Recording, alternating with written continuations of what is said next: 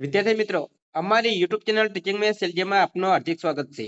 મિત્રો, આજે આપણે બનાસકાંઠા શાળા વિકાસ સંકુલ દ્વારા પ્રિલિમિનરી પરીક્ષા 2026 ધોરણ 10 વિષય ગુજરાતી તેનું પેપર આજે તારીખ 22/1/2026 ના રોજ લેવાયેલ છે.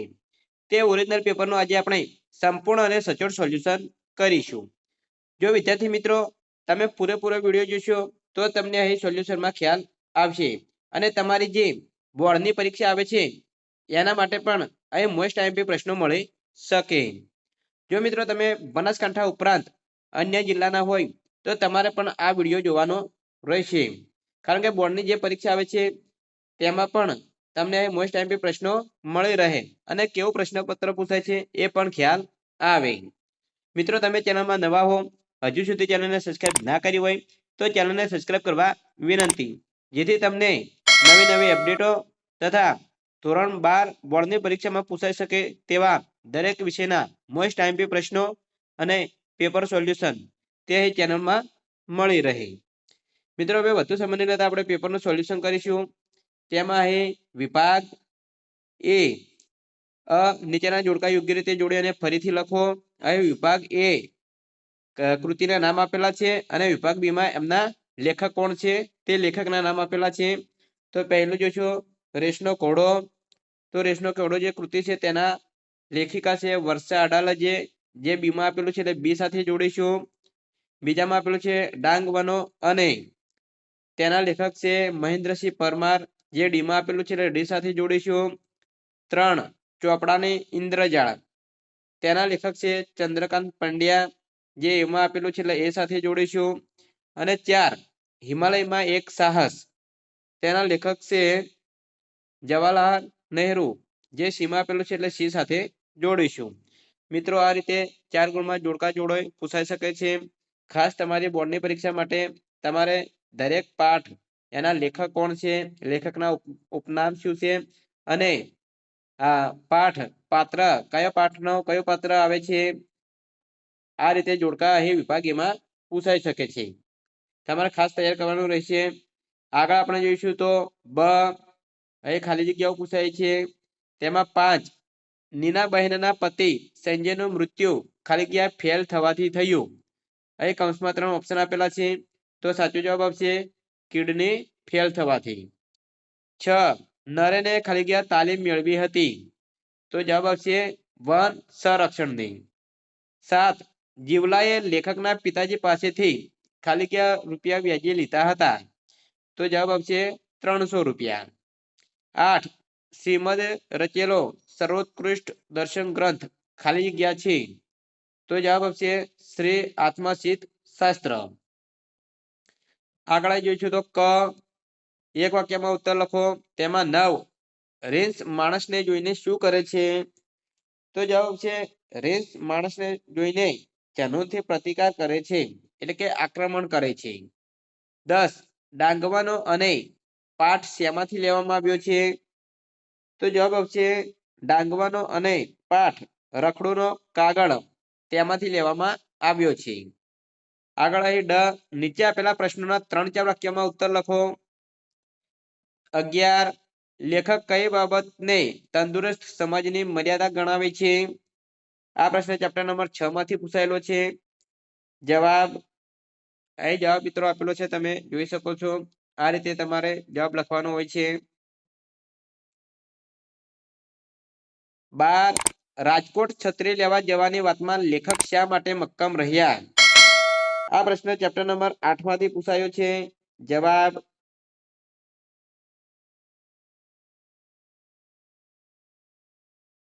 13 ડુંગરની પત્ની અચાનક અટકીને શા માટે ઊભી રહી ગઈ, આ પ્રશ્ન ચેપ્ટર નંબર 16 માંથી પૂછાયો છે. જવાબ મિત્રો, જો તમે હજુ સુધી ચેનલને સબસ્ક્રાઇબ ના કરી હોય તો ચેનલને સબસ્ક્રાઇબ કરવા વિનંતી, જેથી તમને જે બોર્ડની પરીક્ષા માટે મોસ્ટ આઈએમપી પ્રશ્નો અહીં ચેનલમાં મળ્યા રહે. આગળ આપણે જોઈશું તો એ નીચેના પ્રશ્નોના 10-12 વાક્યમાં ઉત્તર આપવાના છે. કોઈ પણ 2 અહીં 3-3 ગુણમાં પ્રશ્ન પૂછાયેલા છે. તેમાં 14 ભૂખથી ભૂંડી ભીખ નવલકથા ખંડને આધારે દુકાળની ભયાનકતા તમારા શબ્દોમાં વર્ણવો, તો આ પ્રશ્ન ચેપ્ટર નંબર જે 18 છે તેમાંથી પૂછાયેલો છે. જવાબ 15 ઢેલ ઘોડીની વફાદારી અને ખાનદાની વિગતે વર્ણવો. આ પ્રશ્ન ચેપ્ટર નંબર 24 તેમાંથી પૂછાયેલો છે. જવાબ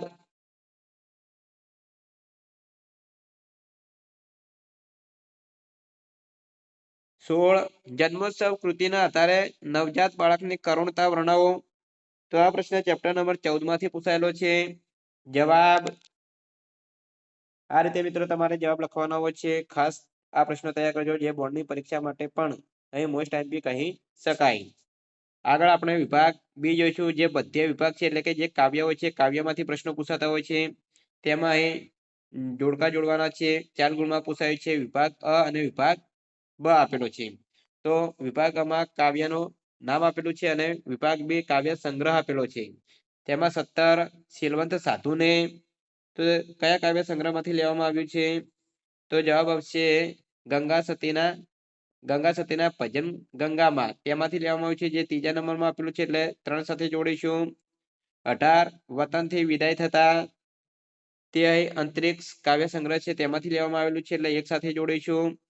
19 માધવને દીઠો છે ક્યાંય, તે અહીં વરસાદની મોસમ, તેમાંથી લેવામાં આવ્યું છે, એટલે 4 સાથે જોડીશું. અને 20 દિવસો જુદાઈના જાય છે, તે અહીં મહેક જે કાવ્ય સંગ્રહ છે, તેમાંથી લેવામાં આવ્યું છે. તો આ રીતે 4 ગુણમાં પૂછાઈ શકે છે. મિત્રો અહીં કાવ્યના નામ અને તેના કવિ કોણ છે, કવિના ઉપનામ કોણ છે, આ રીતે પણ જોડકા બોર્ડની પરીક્ષામાં પૂછાતા હોય છે. તો તમારે ખાસ તૈયાર કરવાનું રહેશે. આગળ આપણે જોઈશું તો અહીં ખાલી જગ્યાઓ પૂછાય છે. તેમાં 21 કોઈ એવો ગુજરાતી કાવ્યમાં કવિ નરસિંહ મહેતાને ખાલી જગ્યા માટે યાદ કર્યા છે. તો જવાબ આવશે નરસિંહ મહેતાના પ્રપત્યા વખણાય છે, એટલે પ્રપત્યા માટે યાદ કર્યા છે. આગળ 22 રાત રાણે ખાલી જગ્યા ન્યાય છે, તો જવાબ આવશે ચાકળથી. 23 ખાલી જગ્યા બનવું કઠિન છે, તો જવાબ આવશે કુલદીપક. 24 રાધાની આંખમાં ઉદાસી હોવાનું કારણ ખાલી જગ્યા છે, તો જવાબ આવશે કૃષ્ણ વિરહ. આગળ નીચે આપેલા પ્રશ્નોના એક વાક્યમાં ઉત્તર લખો. તેમાં 25 હાઈકુમાં કુલ કેટલા અક્ષર હોય છે? તો જવાબ આવશે 17 અક્ષર. 26 ગુજરાતી વ્યક્તિના શ્વાસમાં શું છે? તો જવાબ આવશે ગુજરાતી વ્યક્તિના શ્વાસમાં મહીસાગર નદીના પાણીનું ખમીર રહેલું છે. અહીં આ રીતે 1 ગુણમાં પ્રશ્ન પૂછાઈ શકે છે. આગળ આપણે જોઈશું તો અહીં 3-4 વાક્યમાં ઉત્તર આપવાના છે. કોઈ પણ 2 લખવાના છે 3 માંથી, એટલે કે 2-2 ગુણમાં પ્રશ્ન પૂછાયો છે. તેમાં 27 કવિ ક્યાં સુધી મહુડીની સાપ તળે પડી રહેવા માંગે છે? આ પ્રશ્ન કાવ્ય નંબર જે 19 છે, તેમાંથી પૂછાયેલો છે. જવાબ મિત્રો તમે જવાબ જોઈ શકો છો. આ રીતે તમારે આ પ્રશ્નનો જે જવાબ આવે છે, જવાબ આપવાનો રહેશે. આગળ આપણે જોઈશું તો 28 ઉછરે છે રોજ કાયમથી ફડકમાં દીકરી, એમ કવિ શા માટે કહે છે? તો આ પ્રશ્ન કાવ્ય 5 જે દીકરી આપેલું છે, તેમાંથી પ્રશ્ન પૂછાયો છે. જવાબ 29 કવિ મૂળ પરિવેશની ઝંખના કઈ રીતે કરે છે? તો આ પ્રશ્ન એક કાવ્ય નંબર 13 માંથી પૂછાયેલો છે. જવાબ મિત્રો એ જવાબ સાથે સોલ્યુશન આપેલું છે, ખાસ તમે તૈયાર કરી દેજો, જે બોર્ડની પરીક્ષા માટે પણ મોસ્ટ આઈએમપી કહી શકાય. તમારા મિત્રો પણ જે બોર્ડની પરીક્ષાની તૈયારી કરતા હોય, તો તેમના સુધી પણ આ વિડીયો મોકલવા વિનંતી, જેથી તેઓ પણ તૈયારી કરી શકે. આગળ જોઈશું તો એ 10-12 વાક્યોમાં ઉત્તર આપવાના છે, એટલે કે લોંગ પ્રશ્નો પૂછાયા છે. તેમાં 30 શિકારીને કાવ્યનો ભાવાર્થ જણાવો. આ પ્રશ્ન કાવ્ય નંબર જે 11 છે, તેમાંથી પ્રશ્ન પૂછાયો છે. તો જવાબ અહીં મિત્રો જવાબ આપેલો છે, તે તમે જોઈ શકો છો. 31 નરસિંહ મહેતાએ વર્ણવેલા વૈષ્ણવજનના લક્ષણો જણાવો. તો આ પ્રશ્ન કાવ્ય નંબર 1 જે આપેલું છે, તેમાંથી પ્રશ્ન પૂછાયો છે. જવાબ 32 ચાંદલીઓ લોકગીતમાં આલેખાયેલું કુટુંબ જીવન મધુર સંબંધોનું વર્ણન કરો. તો આ પ્રશ્ન કાવ્ય નંબર જે 21 આપેલું છે, તેમાંથી પ્રશ્ન પૂછાયો છે. જવાબ વિદ્યાર્થી મિત્રો વિભાગ 2 જે કાવ્ય પદ્ય વિભાગ હતો, તે પદ્ય વિભાગ પૂરો થાય છે. આગળ આપણે વિભાગ C જોઈશું, જે વ્યાકરણ વિભાગ છે. તો મિત્રો ખાસ તમારે વ્યાકરણ વિભાગ ધ્યાન આપવાનું રહેશે કે વ્યાકરણના કેવા પ્રશ્નો પૂછાય છે. તેમાં 33 માં સૂચના આપેલી છે કે નીચેના શબ્દોની સાચી જોડણી શોધીને લખો. તો એ સુરક્ષિત, તો સુરક્ષિતમાં અહીં સુરક્ષિત પહેલા નંબર બીજા નંબરે જે આપેલું છે બંને સમાન જ છે એટલે કે બંને જવાબ સાચા છે. આ રીતે સાચી જોડણી આવશે. તમે કોઈ પણ બંનેમાંથી લખ્યું છે તો બંને સાચા છે. બીજા નંબરમાં છે કાર્ડિયોગ્રામ, તો તેની સાચી જોડણી થશે. ત્રીજા નંબરે જે કાર્ડિયોગ્રામ આપેલું છે તે સાચી જોડણી છે. આગળ 34 જોઈશું તો વિરોધ પ્લસ આભાસ શબ્દની સાચી સંધિ જોડો. તો એની સાચી સંધિ અહીં બીજા નંબરમાં જે વિરોધાભાસ આપેલું છે તે જવાબ આવશે. 35 આંખ ગાડી શબ્દનો સમાસ ઓળખાવો, તો એનો શબ્દનો સમાસ થશે મધ્યમ પદ લોપી. આગળ 36 જોઈશું તો જોડણી ભેદે થતો અર્થ ભેદ જણાવવાનો છે. પાણી, પાણીનો અર્થ થશે નીર, અને પાણી અહીં જે રસોઈ આપેલી છે એનો અર્થ થશે હાથ. 37 ઓળખાણ, ઓળખ પ્લસ આણ એનો શબ્દનો પ્રત્યય કયો રહેલો છે તો પર પ્રત્યય રહેલો છે. 38 સમાનાર્થી શબ્દ કૂપ, તો કૂપનો સમાનાર્થી શબ્દ થશે કૂવો. અને વિક્રમ, તો વિક્રમનો સમાનાર્થી શબ્દ થશે શૌર્ય.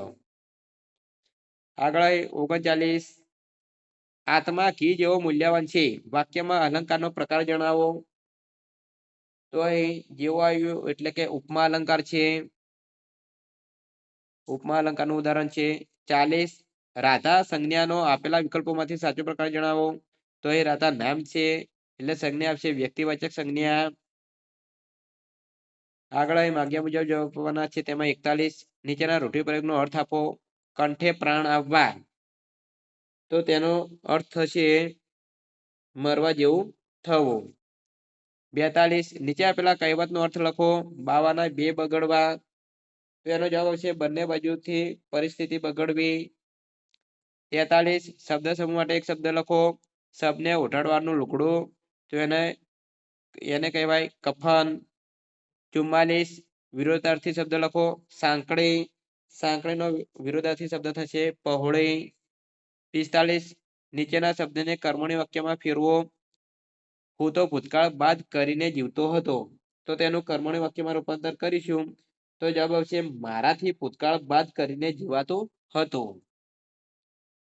આગળ જોઈશું તો 47 નીચેના તળપદા શબ્દનો શિષ્ટ રૂપ આપો. વાળો, તો વાળોનો અર્થ થશે સાંજ પછીનું ભોજન.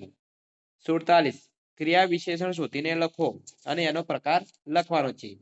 તો વૈભવ એકાએક રડવા લાગ્યો, તો એકાએક એક ક્રિયા વિશેષણ છે અને કયું એ રીતિવાચક ક્રિયા વિશેષણ છે.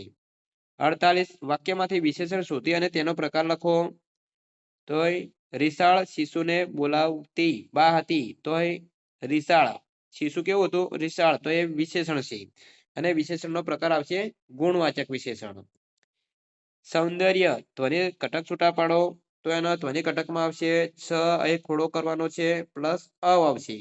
પછી ન આવશે પ્લસ દ એટલે દ, પછી સૌંદર્ય એટલે ર ખોડો આવશે, ય ખોડો આવશે અને છેલ્લે અ આવશે. આ રીતે તમારે ધ્વનિ ઘટકો છૂટા પાડવાના રહેશે. આગળ 50 નીચેના વાક્યને પ્રેરક વાક્ય બનાવો. છત્રી પર નામ, સરનામું, ટેલિફોન નંબર લખ્યા. તો આપણે પ્રેરક વાક્યને બનાવવું હોય તો આ રીતે જવાબ આવશે. કારીગર પાસે છત્રી પર નામ, સરનામું, ટેલિફોન નંબર લખાવ્યા. 51 નીચેની પંક્તિનો છંદ ઓળખાવો.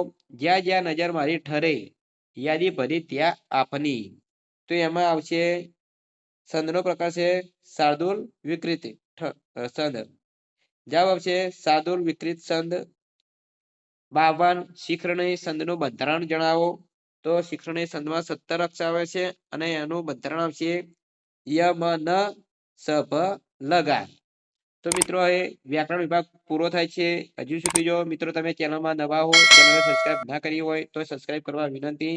અને મિત્રો તમે કયા જિલ્લામાંથી, કયા શહેરમાંથી, કયા તાલુકામાંથી અને કયા ગામડામાંથી તમે અત્યારે વિડીયો નિહાળી રહ્યા છો એ ખાસ જણાવજો, એટલે અમને પણ ખ્યાલ આવે કે અમારા જે સબસ્ક્રાઇબ મિત્રો છે તે ગુજરાતના કયા ખૂણામાંથી અત્યારે વિડીયો નિહાળી રહ્યા છે. હવે આગળ આપણે વિભાગ ડી જોઈશું જે લેખન વિભાગ છે. તો મિત્રો લેખન વિભાગમાં આ રીતે તમારે અર્થ વિસ્તાર પૂછાઈ શકે જે જાટમાં પૂછાય છે. અહીં 53 ઊંચી નીચ ફર્યા કરે જીવનની ઘટમાળ ભરતી તેની ઓટ છે ઓટ પછી જુવાળ.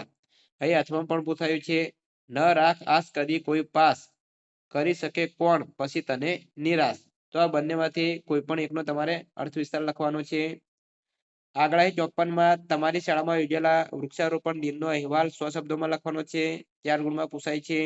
કોઈ પણ અહેવાલ તમારી શાળામાં જે કાર્યક્રમ યોજ્યા હોય એના વિશે પૂછાતો હોય છે તો તમારે તમારા શબ્દોમાં લખવાનો હોય છે.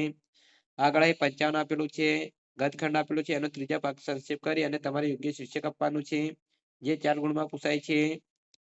આગળ જોઈશું તો 56 અહીં નિબંધ પૂછાય છે 8 ગુણમાં. ખાસ મિત્રો તમારે નિબંધ તૈયાર કરવાનો છે કે ગમે તે એક વિષય ઉપર આશરે 250 શબ્દોમાં નિબંધ લખવાનો છે. અહીં આપેલું છે પ્રવાસનું જીવન ઘડતરમાં મહત્વ, તેના મુદ્દા આપેલા છે. અથવામાં પૂછાયું છે દીકરી ઘરની દીવડી અને અથવામાં પૂછાયું છે પુરુષાર્થ એ જ પ્રાબલ્ય. તો અહીં મુદ્દા આપેલા છે તેના આધારે તમારે જે મનપસંદ હોય, ગમતો વિષય હોય એના વિશે તમારે 250 શબ્દોમાં નિબંધ લખવાનો હોય છે. તો મિત્રો આજે જે બનાસકાંઠા શાળા સમિતિ દ્વારા જે પેપર લેવાયેલ છે ધોરણ 10માં ગુજરાતીનું, તે પેપરનું સંપૂર્ણ અને સચોટ સોલ્યુશન પૂરું થાય છે.